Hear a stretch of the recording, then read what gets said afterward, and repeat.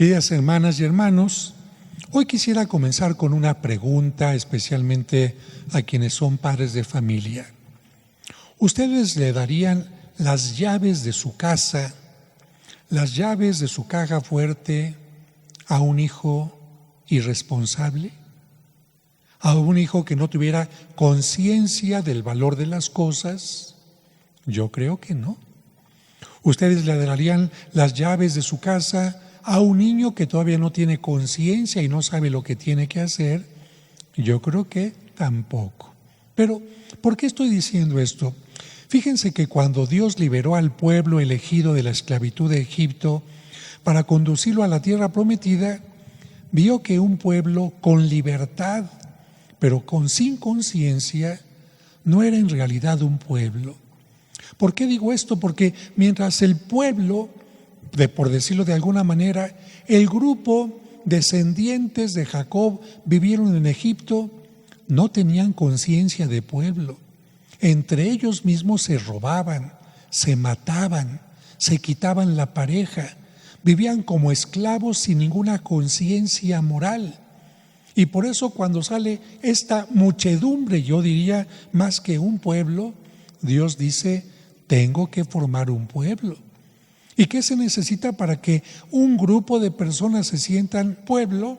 Sentirse parte de, responsables, con el deseo de ayudarse unos a otros. Porque sin el respeto entre sus miembros y sin la búsqueda del bien, una muchedumbre se destruye y no es pueblo. Dicho de otra manera, la libertad de aquel pueblo sin responsabilidad es algo que puede conducir a la destrucción. Así como si a un muchacho le dan toda la libertad sin ninguna responsabilidad, si él no tiene ninguna responsabilidad, puede destruirse.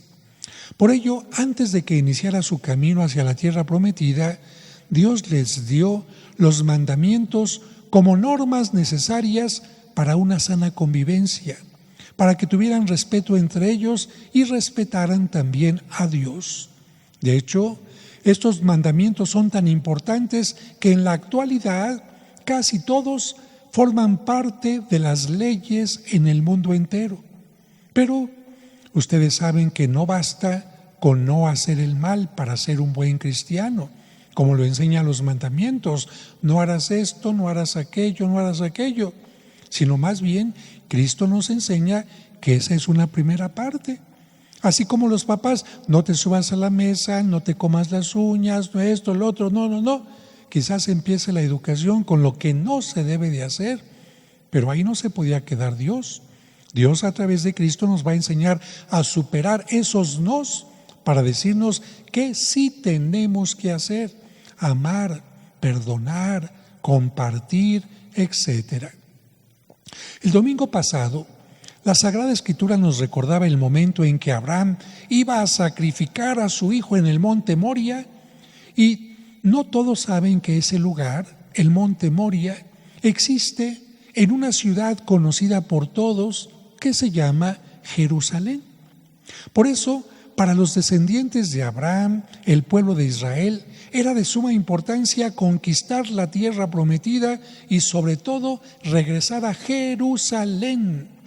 Gracias al rey David, que conquistó aquella ciudad y unificó a las 12 tribus del pueblo, los hebreos pudieron comenzar a celebrar el culto en ese lugar.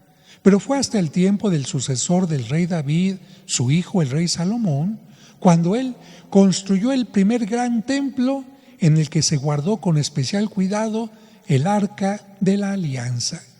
Hasta ese momento, el pueblo había sentido que Dios le acompañaba mediante aquella arca de la alianza, una caja de madera donde guardaban los 10 mandamientos, el bastón de Aarón y algunos otros escritos de los profetas. Pero cuando se construyó el templo, el arca fue colocada en su interior de tal manera que el pueblo llegó a pensar que ese era el único lugar donde se encontraba Dios. Para un judío le preguntaban, ¿dónde está Dios? En el templo. ¿En otro lugar? No, únicamente está en el templo. Esa fue la razón por la que durante varias veces al año, y especialmente en la Pascua, los judíos acudían al templo de Jerusalén. Inicialmente tenían muy claro que lo importante no era el templo, sino mantenerse fieles a la alianza con Dios, cumpliendo sus mandamientos, porque de hecho no habían tenido templo, pero sí unos mandamientos que seguir mucho tiempo antes. Mandamientos que ayudaban a mantener en forma óptima la relación con Dios y el orden y respeto entre ellos. Lamentablemente, con el paso del tiempo, los hebreos perdieron el sentido y el significado del templo y llegaron a pensar que lo importante era el templo y no el encuentro con Dios y el cumplimiento de los mandamientos. Algo semejante a lo que sucede con muchos católicos que se conforman con ir solo a la iglesia o a la misa, pero solo para cumplir, pero no tienen un verdadero encuentro con Dios. Esto hizo que algunos se aprovecharan de la situación y desviaran la recta intención inicial, convirtiendo el templo en un mercado. Pero yo les pregunto, ¿ustedes qué creen? ¿Estaba prohibido que hubiera animales o bancos en los límites exteriores del templo? ¿Ustedes qué creen? ¿Estaba prohibido o no? No, no estaba prohibido. ¿Por qué? Porque la situación en aquel tiempo era igual que hoy. Por ejemplo, quien visita actualmente un santuario, por decir la Basílica de Guadalupe, San Juan de los Lagos, etcétera, quisiera poder comprar una vela o veladora para ofrecerla, o la vela para la primera comunión del niño, o un rosario o un escapulario para que sea bendecido en el lugar, etcétera. Por eso, en torno a los santuarios de cualquier religión, hay personas que ofrecen diversos elementos como un servicio, porque la gente no siempre tiene la oportunidad de conseguirlos antes, y a veces, para poder ofrecer una limosna en las alcancías, necesita también quien le cambie su dinero por moneda fraccionaria. Por eso suelen cambiar su dinero en algún banco o tienda cercana. Pues bien, sucedía lo mismo en el templo de Jerusalén. Afuera del templo se necesitaban elementos para el culto. ¿Cómo qué? Los animales que debían ser sacrificados: toros, corderos, palomas. Imagínense si alguien iba a llegar desde lejos trayendo su cordero, su paloma o su toro. Era más fácil que lo consiguiera ahí, afuerita del templo. O también la leña para el sacrificio. Se necesitaba también cambiar la moneda por moneda fraccionaria o cambiar la moneda extranjera por moneda de Jerusalén. Eso era entendible, pero lamentablemente, como si eso fuera lo más importante, los vendedores y cambistas ya no respetaron las zonas en las que se permitía realizar su trabajo, sino que habían invadido la zona santa que se había respetado durante mucho tiempo y estaban convirtiendo el templo en un mercado. Jesús, como todos los judíos, visitó el templo desde que era pequeño y siempre se quedó admirado de su grandeza, pero también sabía que el primer templo de Salomón había sido destruido por los babilonios unos 587 años antes de que él naciera. Y cuando les preguntó a sus padres por qué, ellos le contestaron que porque el pueblo se había alejado de Dios. Con esto se entendía que sin la fidelidad a Dios, el templo no tenía sentido y hasta el mismo Dios permitía su destrucción. Sus padres también le habían dicho que cuando Dios perdonó al pueblo y le permitió regresar del exilio en Babilonia, se construyó un segundo templo más modesto, completado por Zorobabel en el año 515 a.C., y que el rey Herodes el Grande, poco antes de que naciera Jesús, lo había mandado ampliar y embellecer. Pero parecía que el pueblo de Dios, o mejor dicho, algunos, volvieron a repetir lo que ocasionó la destrucción del primer templo. ¿Qué hacer ante esto? ¿Qué significa el gesto duro e inesperado de Jesús? ¿Qué ha sucedido para que la mano que acariciaba a los niños y tocaba a los leprosos tome ahora ese látigo para expulsar a los mercaderes del templo? Juan Alude en el Evangelio de hoy al Salmo 69 que dice: el celo de tu casa me devora. El gesto de Jesús se sitúa en la línea de los grandes profetas de Israel que se oponen a que el santo nombre de Dios se convierta en un ídolo, en torno al cual se montan negocios e intereses. Curiosamente, el evangelista Juan coloca este episodio casi al inicio del ministerio de Jesús, como para subrayar que Jesús viene a recordar que sin el cumplimiento de los mandamientos y el respeto a Dios, lo demás no tiene sentido.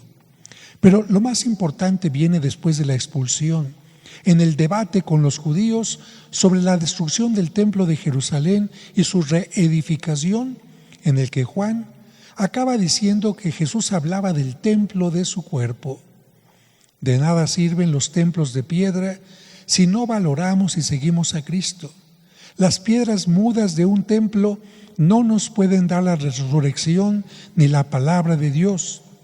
Dicho de otra manera, no es lo mismo una religiosidad en la que parecen más importantes el templo y los elementos materiales que una espiritualidad en la que lo más importante es vivir de acuerdo a la voluntad de Dios. La palabra lo dice: espiritualidad. Y vuelvo a repetir: espiritualidad. Tema que vuelve a ser tomado por Jesús poco después de la expulsión en el diálogo con la samaritana, cuando le dice: créeme, mujer, está llegando la hora, mejor dicho, ha llegado ya, en que para dar culto al Padre no tendrán que subir a esta montaña ni ir a Jerusalén. Adorarán al Padre en espíritu y en verdad. En las bodas de Caná, Jesús mostró que Él tenía un vino mejor, que ya no podía ser contenido en odres viejos sin hacerlos reventar. En este pasaje de la expulsión de los mercaderes, Jesús hace reventar el viejo y suntuoso templo de Jerusalén. Los que adoren al Padre en espíritu y verdad ya no necesitan templos suntuosos para hacerlo. El templo, si bien es importante, ha pasado a un segundo plano. Tiene un significado funcional. El lugar privilegiado del encuentro con Dios no es ya un lugar, por muy majestuoso y cuidadoso que sea. A Dios se le encuentra entre las mejores piedras, las preciosas, las piedras vivas que son hombres y mujeres que nos reunimos alrededor de Jesús muerto y resucitado. Por supuesto que esto no significa que descuidemos nuestros lugares de reunión, aprendizaje y celebración de los sacramentos, sino por el contrario, aprendiendo a cuidar el templo de nuestro cuerpo, aprendemos a cuidar también los templos y el mundo entero. Y una última palabra en relación al cuerpo y al espíritu, el templo de cada uno de nosotros. Estarán de acuerdo en que no son pocos los que dedican muchísimo tiempo a cuidar y embellecer su cuerpo mediante una buena alimentación, vitaminas, ejercicio, tratamientos, cirugías plásticas y adquisición de prendas de calzar, vestir o accesorios. Pero lamentablemente descuidan terriblemente su espíritu, su vida espiritual, llegando a caer en situaciones que afectan terriblemente su persona, su familia y como consecuencia a la sociedad o comunidad en general. Son incluso capaces de destruir el cuerpo de otros mediante el hambre, el aborto, la mutilación o el asesinato. Se autodestruyen y destruyen el templo de otros. A ellos valdría la pena decirles que cuando Cristo mencionó que podían destruir su cuerpo, pero que Él resucitaría, también nos decía que aunque le quiten la vida a un justo, Él resucitará a ese justo, pero que si muere un injusto que no ha sabido cuidar su espíritu ni ha sabido ser templo de Dios, ese injusto no podrá participar nunca de la vida eterna.